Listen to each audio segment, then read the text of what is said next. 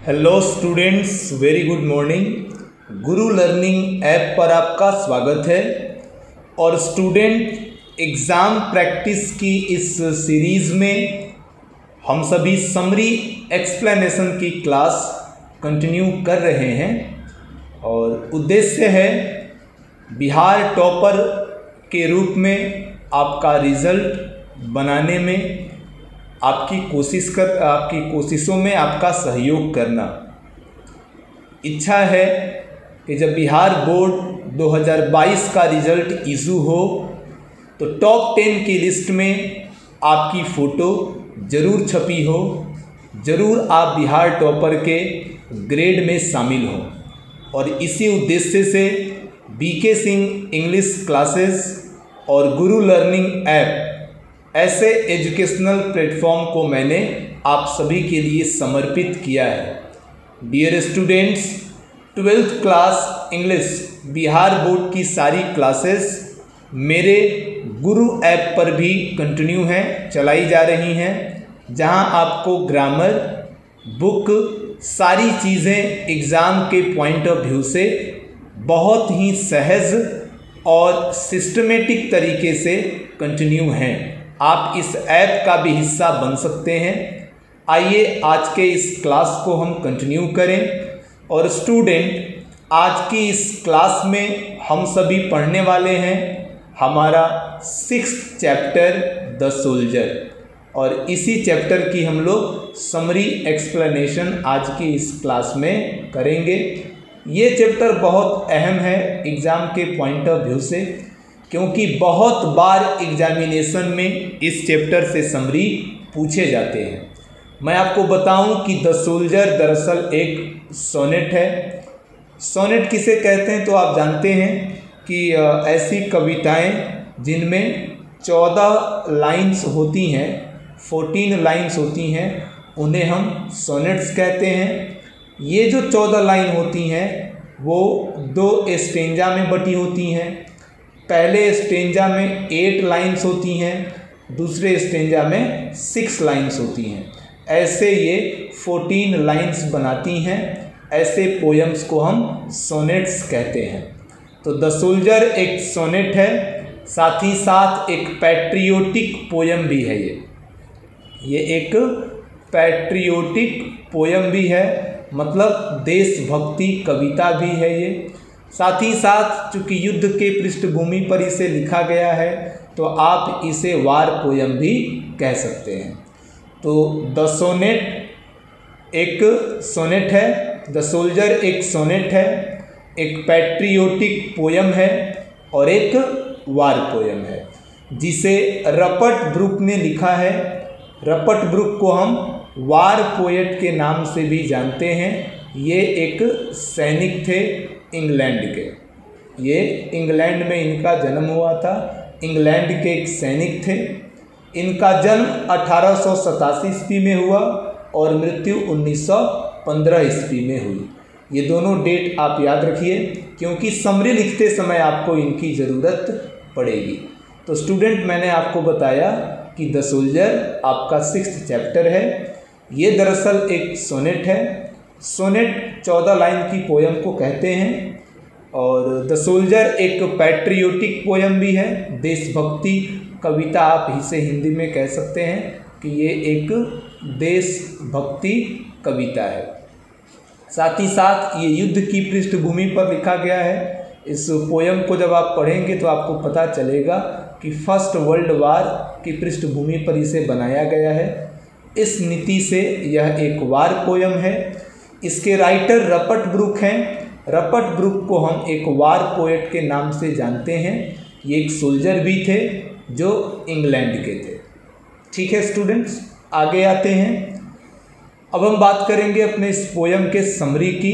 तो the soldier is a poem by Rupert Brooke. The soldier एक poem है जिसे रपर्ट ब्रुक ने लिखा है। यहाँ हमने रपर्ट ब्रुक का जन्म और उनके मृत्यु की बात कह दी है।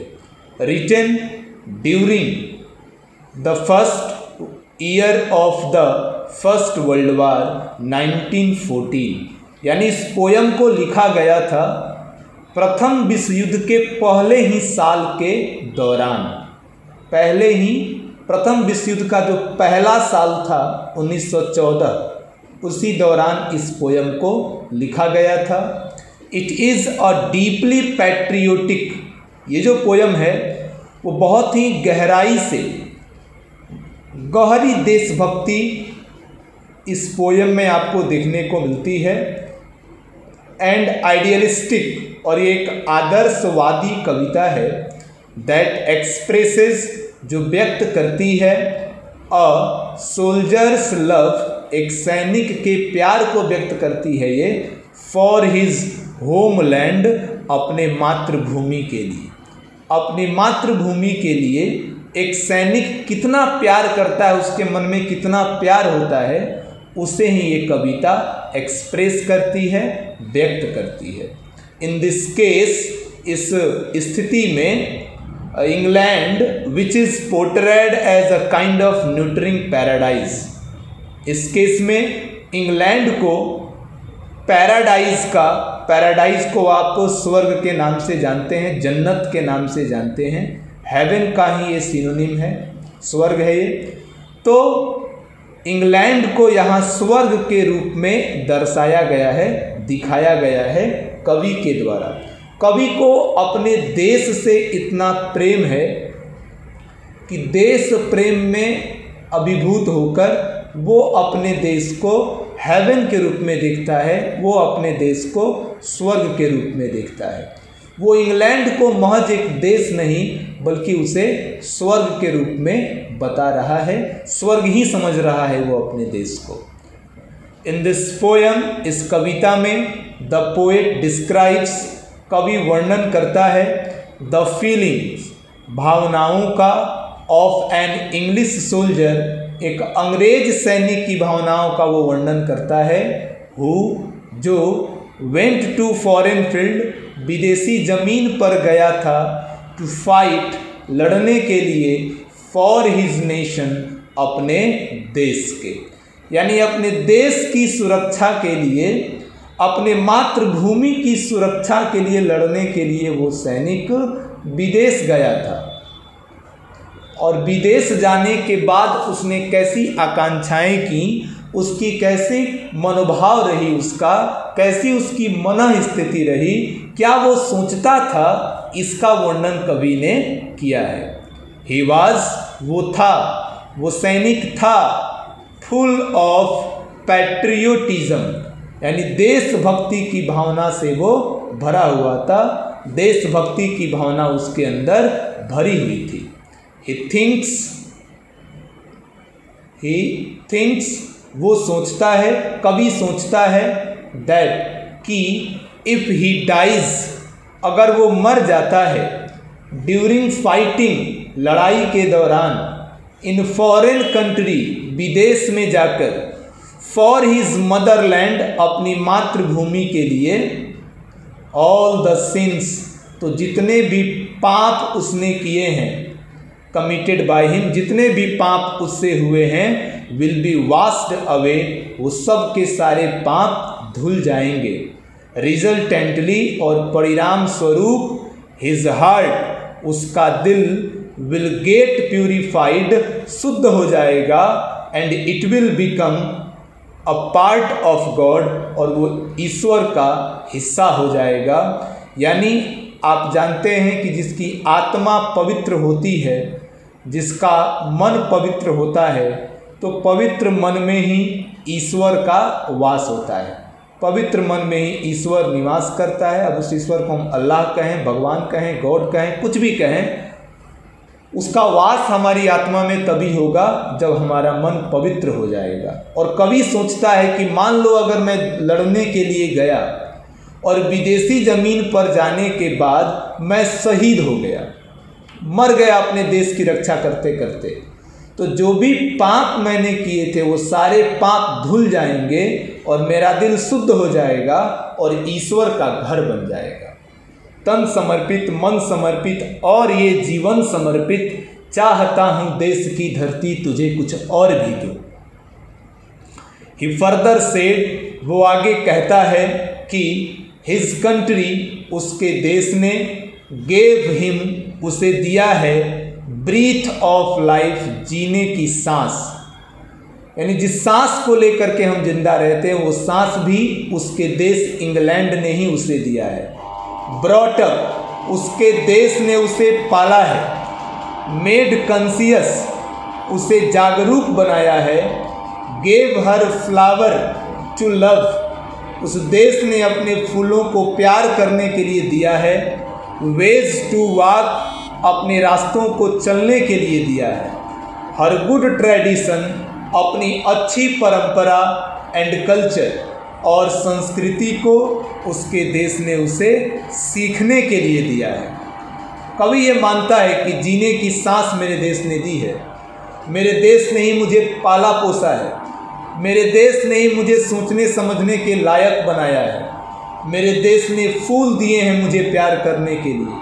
मेरे देश ने रास्ते दिए हैं मुझे चलने के लिए। मेरे देश ने अपनी अच्छी परंपरा और संस्कृति दी है सीखने के लिए।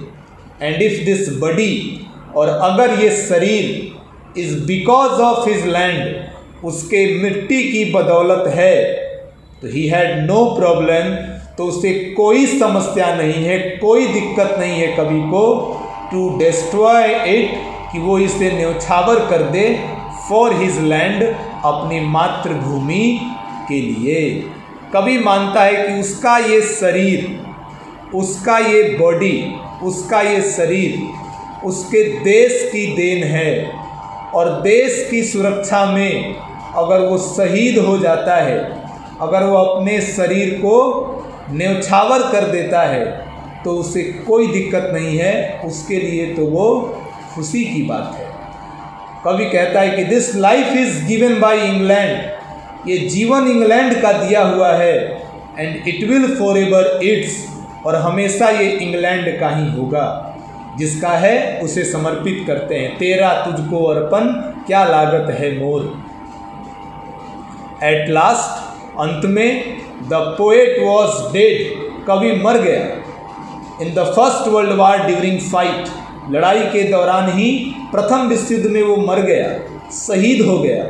आफ्टर हिज डेथ, उसके मृत्यु के बाद, दिस पोएम क्रिएटेड, इस कविता ने बनाया, अ वेरी सीरियस मोमेंट, एक बहुत ही गंभीर क्षण, इन इंग्लैंड, इंग्लैंड में। और जैसे हमारे देश में हमारा राष्ट्रगान जगह जगह पढ़ के देशभक्ति की